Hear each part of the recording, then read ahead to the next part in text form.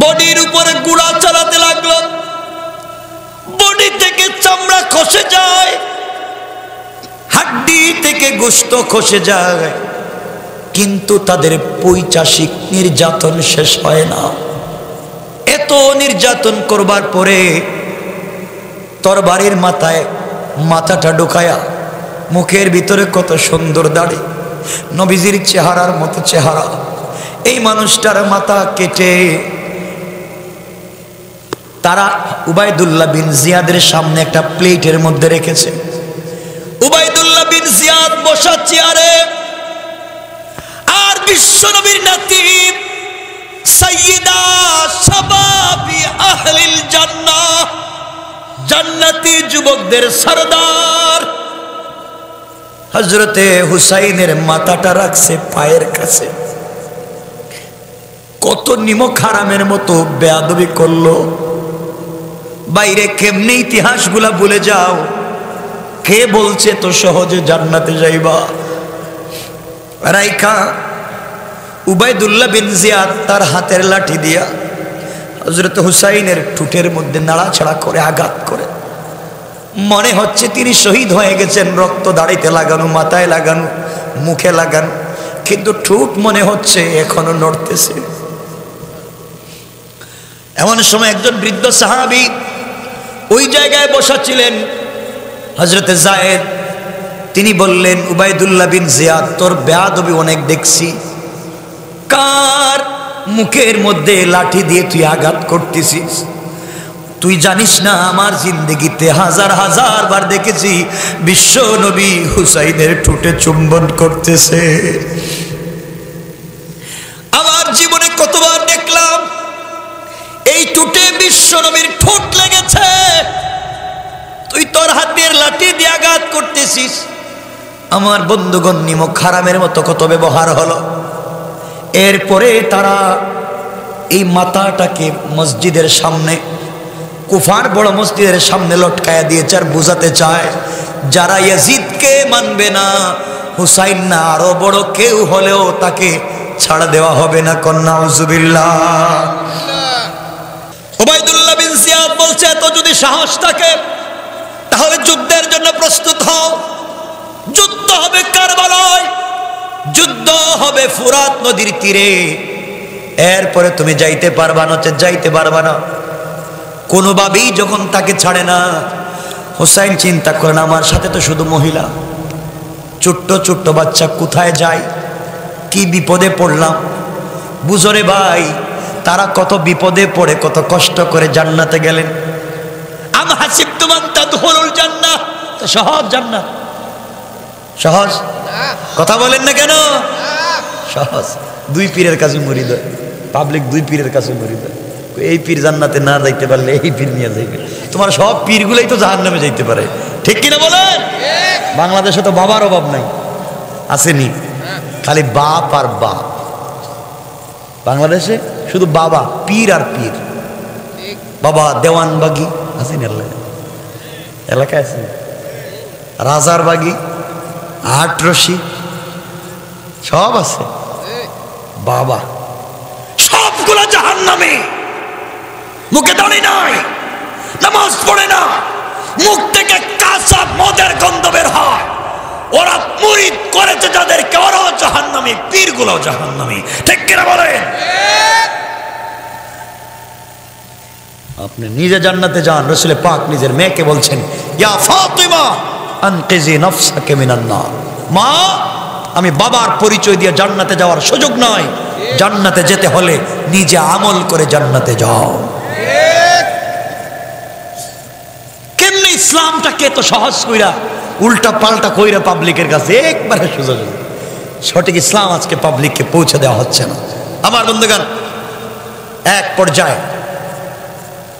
হযরত হুসাইন চিন্তা করলেন কি করবেন। তাবুতে ঢুকেছেন, নারীরা কাঁদতেছে। জিজ্ঞাসা করলেন কি ব্যাপার? হুসাইন, 2 সপ্তাহের মতো হয়ে গেছে আমরা এখানে আটকা পড়েছি।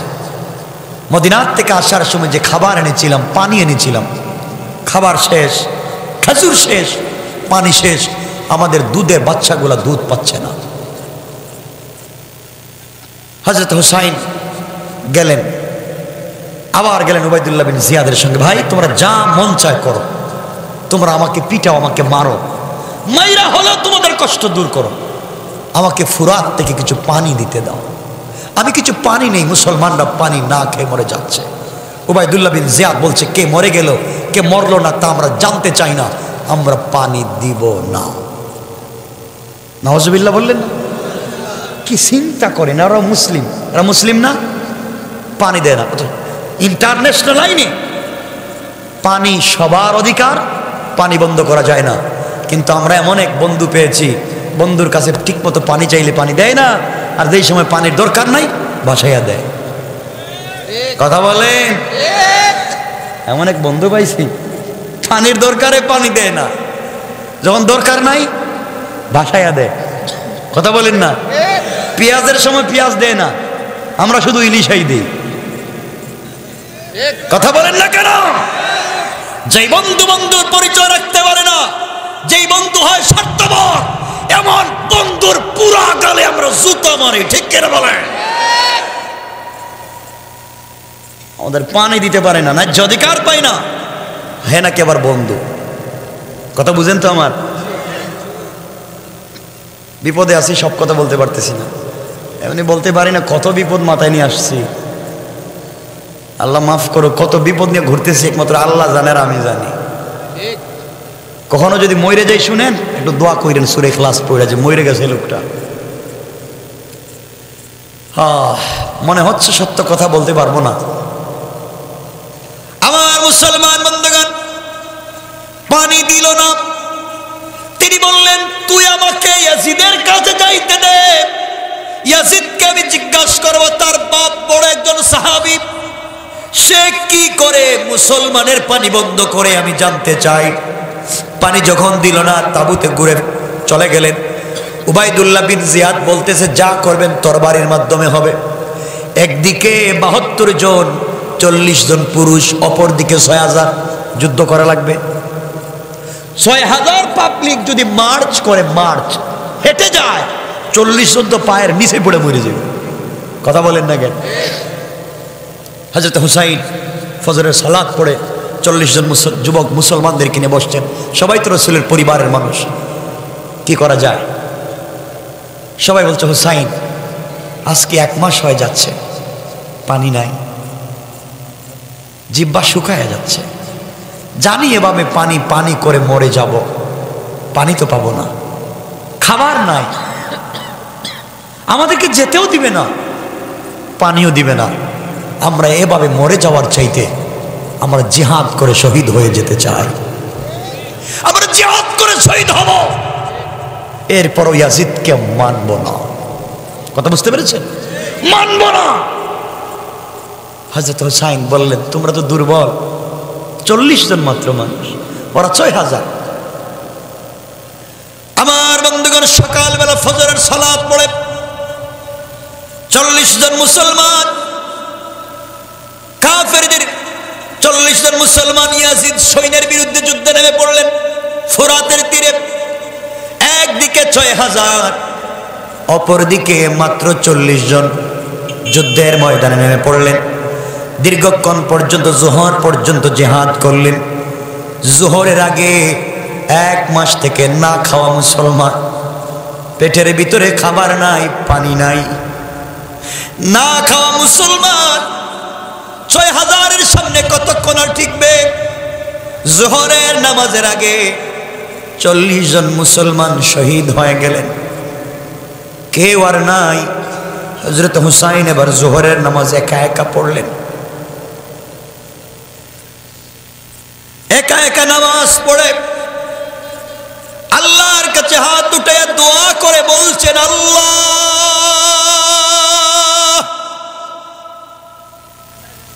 আমার ৪০ জন বন্ধু শহীদ হয়ে গেছে, আমি আর বেঁচে লাভ কি? আল্লাহ তাআলা তোমার বন্ধুর দিন আর তোমার দিন জিন্দা করবার জন্য শহীদ হয়ে যেতে পারি, কিন্তু ভিতরে একটা কষ্ট, নানা জানের রওজা ১ মাস হয়ে গেল জিয়ারত করতে পারি না,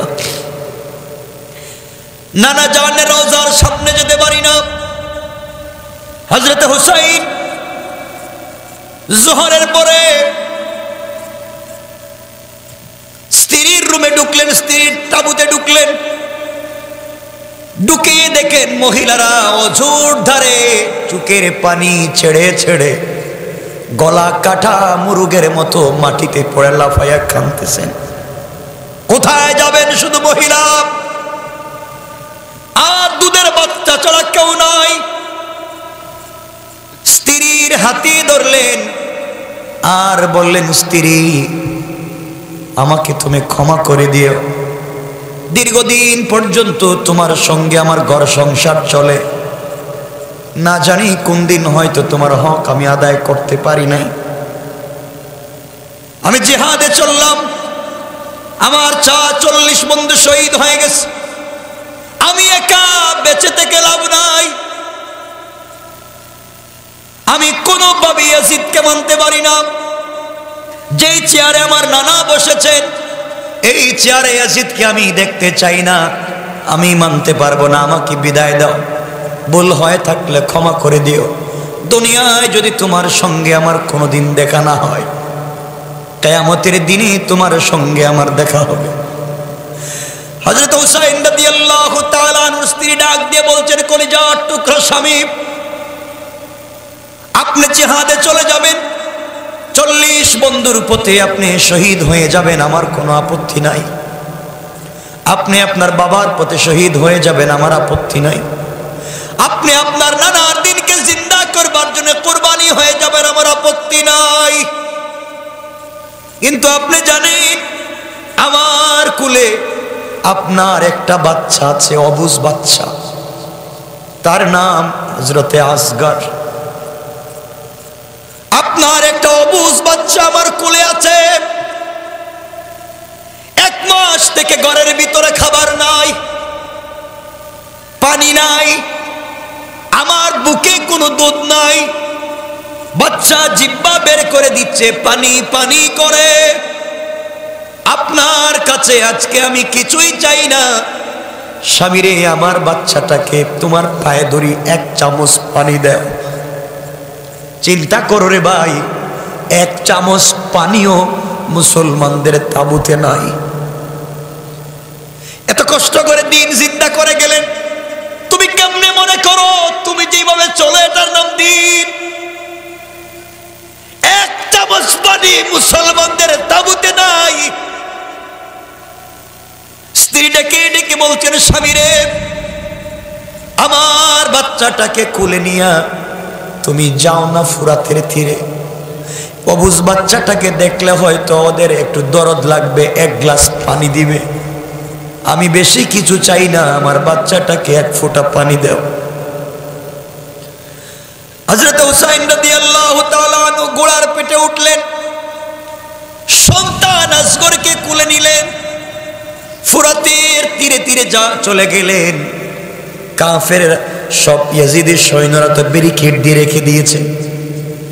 কাছে গিয়ে বললেন, বাইরে তোমরা আমাকে মারো কাটো, আপত্তি নাই, তোমাদের যেভাবে ভালো লাগে আমার সঙ্গে ব্যবহার করা, আপত্তি নাই। আমার কলিজার টুকরা না বালিক, দেখো কুলের বাচ্চা আসগর, পানি নাই, খাবার নাই, মরে যায়। তোমাদের কাছে 1 গ্লাস পানি আমি ভিক্ষা চাই, তোমাদের কাছে 1 গ্লাস পানি ভিক্ষা চাই। উবাইদুল্লাহ বিন জিয়াদের সৈন্যরা বলছে, কেন হুসাইন তোকে আমরা চিনি না, ওরাও তো মুসলমান, হুসাইনকে নাকি চিনে না, কে মরে যায় কে বেঁচে যায় জানতে চাই না।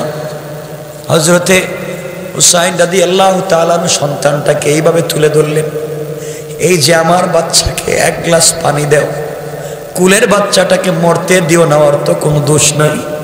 এই কথা বলে বাচ্চাটাকে উঠাইয়া ধরলেন।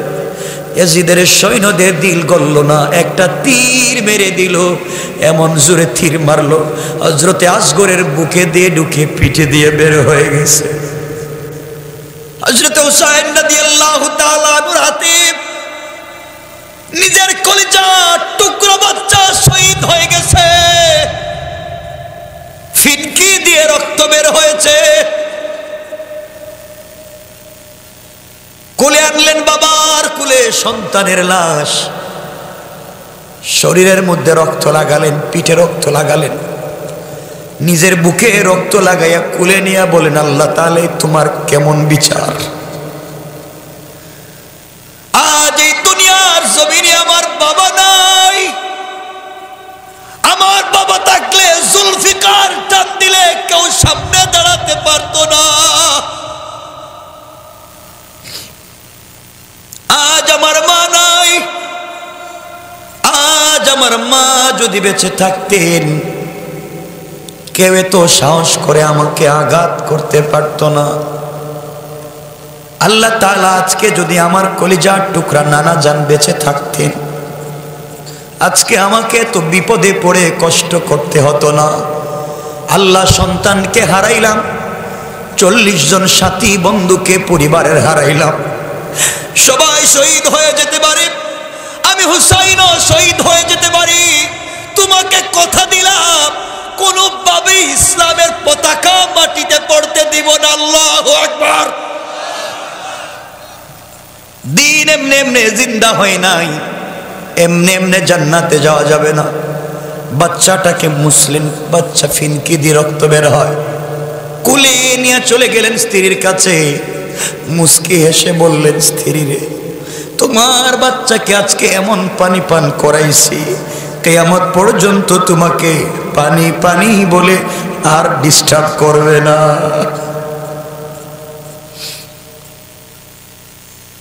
তোমার কাছে আর কোনোদিন পানি চাইবে না, তোমাকে আর ডিস্টার্ব করবে না। সন্তানকে কুলে নিয়ে বললেন, বাবা আমি হতভাগা বাবা, তোমাকে এক গ্লাস পানি দিতে পারলাম না, কিন্তু বাবা আমি কথা দিলাম কিয়ামতের দিনে আমার নানার নিজ হাতে হাউজে কাউসার পান করাবো। সন্তানকে কুলে দিলেন, সকল মহিলাদের কাছ থেকে বিদায় নিলেন, আর বললেন, জয়নুল আবদিনকে দেখে রাখবা, আর তো কোনো সন্তান নাই।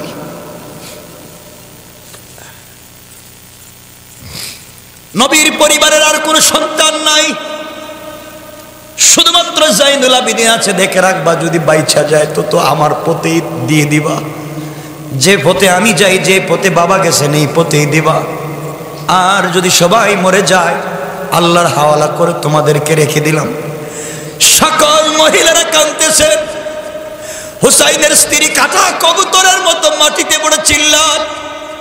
একদিকে সন্তান শহীদ হয়েছে, অপরদিকে স্বামী চলে যাচ্ছেন, একজন যুবক একজন পুরুষ মানুষ নাই, যারা আছেন সব তো মহিলা 32 জন। হযরত হুসাইন উঠলেন, সবার কাছ থেকে বিদায় নিলেন। সবাই বলতেছে, শুনো কি হয়েছে, তুমি ইয়াজিদকে মাইনা হয়তো আমরা এখন চলে যাই। হুসাইন বললেন, তোমরা শোনো, যা করেছি, যেই দিন রসুল রেখে গিয়েছেন, যেই দিন আমার বাবা রেখে গিয়েছেন, ওই দিনকে আমি বেঁচে থাকতে কোনো মদ পানকারীর হাতে উঠাইয়া দিতে পারি না। কেমন ঈমান! কোমরের মধ্যে রুমাল আছে, একটা রুমাল ছিল, ছোট্ট রুমাল।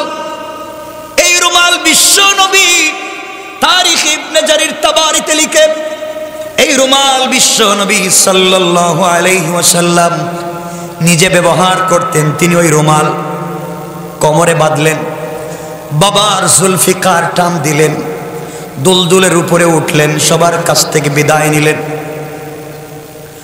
জোহরের পরে 10 মুহররম, কত মুহররম? বের হয়েছিলেন কয় তারিখ? 8 তারিখ। আজকে কয় তারিখ হয়েছে? 10 তারিখ। তাহলে কতদিন হলো? 1 মাস 2 দিন। 1 মাস 2 দিন খাবার নাই, পানি নাই। চিন্তা করেন, 1 মাস 2 দিন খাবার নাই, পানি নাই। সত্য ইতিহাস শোনাচ্ছি। ঘোড়ার পিঠে আরোহণ করলেন, 2 রাকাত সালাত আদায় করলেন, আর চিৎকার করে ডাক দিয়া বললেন, আল্লাহ। শেষবারের মতো নানা রোজার সামনে দাঁড়াইয়া সালাম দিতে পারলাম না।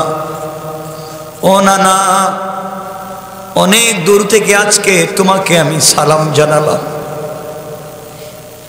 আজকে আমি অনেক দূরে কারবালার প্রান্তরে, আমার বাবার কবরও এখানে নাই, আমার মায়ের কবরও নাই, আমার নানা জানের কবরও এখানে নাই, আমি একা।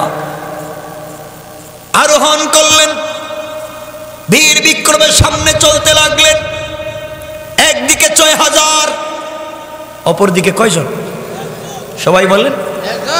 এরপরও মাথা নত করে না। এর নাম ইসলাম। আল্লাহ বলছেন এই আয়াতে। কেন বলছে? এই আয়াতের তাফসিরে হানাফি মাযহাবের বড় ইমাম আল্লামা ইমাম আবু বকর জাসসাস আহকামুল কুরআন লিল জাসসাসে আমি যে ঘটনা বলছি ঘটনা বর্ণনা করে তিনি বলছেন, তোমরা কেমনে বিশ্বাস করো তোমরা জান্নাতে চলে যাবে, অথচ এখনো তোমাদের অবস্থা হুসাইনের মতো হয়ে নাই? কথা বলেন না কেন? সহজ জিনিসের নাম ইসলাম নয়। অনেক লম্বা রাত্র হয়ে গেছে, 11:30। আমি আর লম্বা করার দরকার নাই, আজকের মতো রেখে দিই।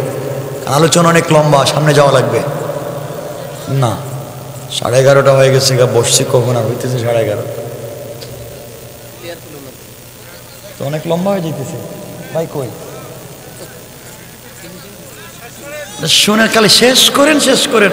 ওয়াজ তো করবো ঠিকই, কিন্তু কালকে তো কিচ্ছু মনে থাকবে না, সব দুনিয়ার ধান্দায় বলে যাবে। জান্নাত এত সহজ? জান্নাত সহজ না, মায়ের খাও। আল্লাহ বলছেন, ওয়ালাম্মা ইয়াতিকুম মাসালুল লাযিনা খালাউ মিন ক্বাবলিকুম, তোমাদের আগে যারা গেছে এদের অবস্থা তোমাদের হয় নাই। হুসাইনের মতো অবস্থা হয় নাই, আসগরের মতো অবস্থা হয় নাই, 40 জন মুসলমানদের মতো অবস্থা হয় নাই, আর জান্নাতে চলে যাইবা। সুদ ঘুষ খাইয়া পেটরে বম্বাস্টিক মার্কা করছে। কথা বলেন না কেন? পাবলিকের জায়গা জমি সব দখল কইরা এরপরে হাজী সাহেব জান্নাতে যাইতে চায়। আল্লাহ কয়, কিও হাজী সাহেব, ভটপারি ছাড়ো না এখনো না? কথা বলেন না কেন? সব খাইয়া এখন আমার কাছে আসছো কাবা করে, আমারও ঠকাইতে চাও না? তো সহজ না। আমার বন্ধুগণ, হুসাইন রাদিয়াল্লাহু তাআলা সামনে চলে গেলেন। ইয়াজিদের সৈন্যের বিরুদ্ধে একা যুদ্ধ চালিয়ে গেলেন। আসর পর্যন্ত যুদ্ধ করলেন। শত শত ইয়াজিদি সৈন্যকে কচু কাটা করে মাটিতে ফালায়া ফুরাত নদীর তীরকে খালি করে দিলেন। আল্লাহু আকবার বলেন। খালি হয়ে গেছে, কেউ নাই, সবাই ভাগছে, সবাই পলায়ন করেছে। ফুরাতের তীরে কোনো ইয়াজিদি সৈন্য নাই, সবাই তো ভাগছে। এমন সময়ে হযরত হুসাইন রাদিয়াল্লাহু তাআলা আনহু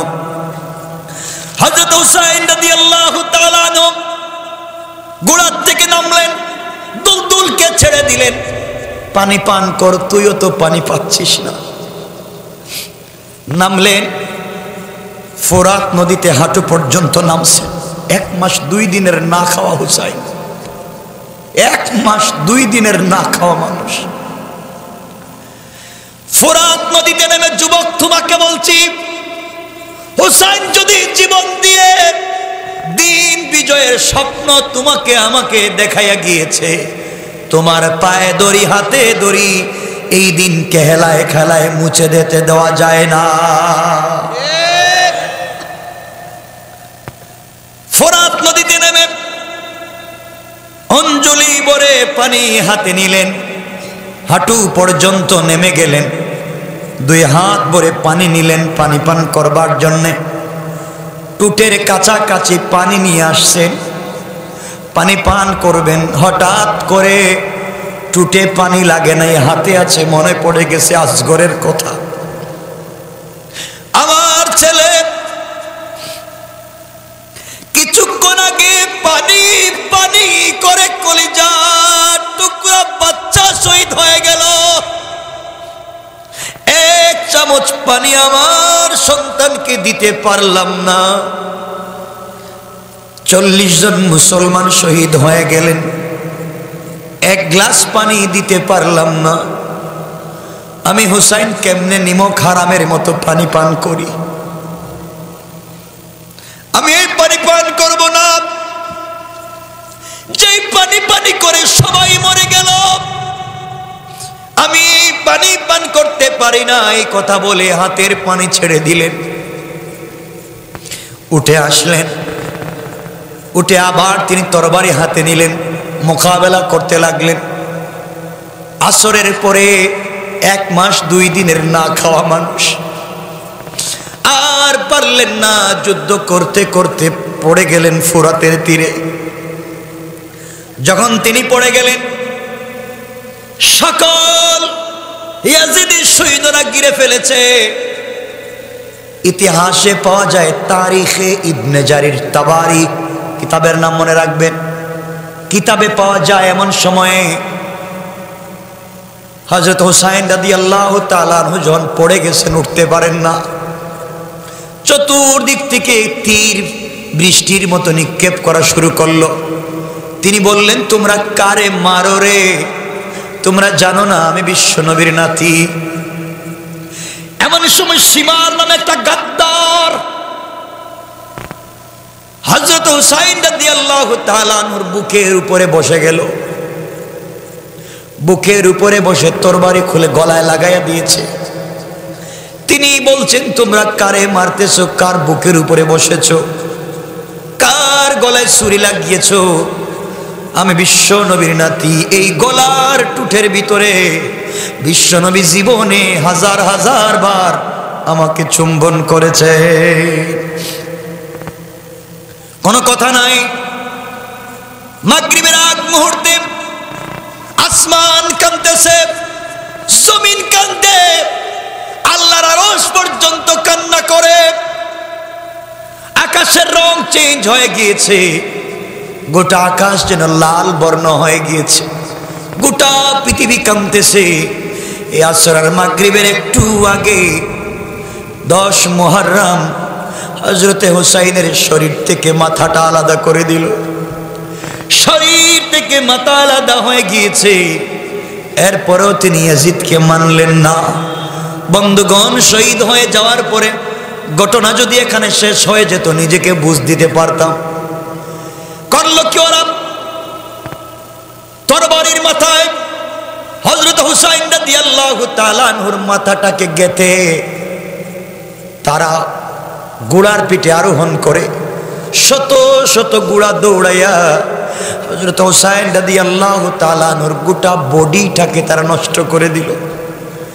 বডির উপরে ঘোড়া চালাতে লাগলো, বডি থেকে চামড়া খসে যায়, হাড্ডি থেকে গোশত খসে যায়, কিন্তু তাদের পৈশাচিক নির্যাতন শেষ হয় না। এত নির্যাতন করবার পরে তরবারির মাথায় মাথাটা ঢুকায়া, মুখের ভিতরে কত সুন্দর দাড়ি, নবীজির চেহারার মতো চেহারা, এই মানুষটার মাথা কেটে তারা উবাইদুল্লাহ বিন জিয়াদের সামনে একটা প্লেটের মধ্যে রেখেছে। উবাইদুল্লাহ বিন জিয়াদ বসা চেয়ারে, আর বিশ্বনবীর নাতি সাইয়্যিদা শাবাবি আহলিল জান্নাহ, জান্নাতি যুবকদের সরদার হযরতে হুসাইনের মাথাটা রাখছে পায়ের কাছে। কত নিমক হারামের মতো বেয়াদবি করলো।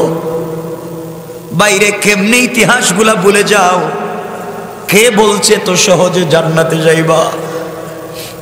রাইখা উবাইদুল্লাহ বিন জিয়াদ তার হাতের লাঠি দিয়া হযরত হুসাইনের ঠোঁটের মধ্যে নাড়াচাড়া করে আঘাত করে। মনে হচ্ছে তিনি শহীদ হয়ে গেছেন, রক্ত দাড়িতে লাগানো, মাথায় লাগানো, মুখে লাগানো, কিন্তু ঠোঁট মনে হচ্ছে এখনো নড়তেছে।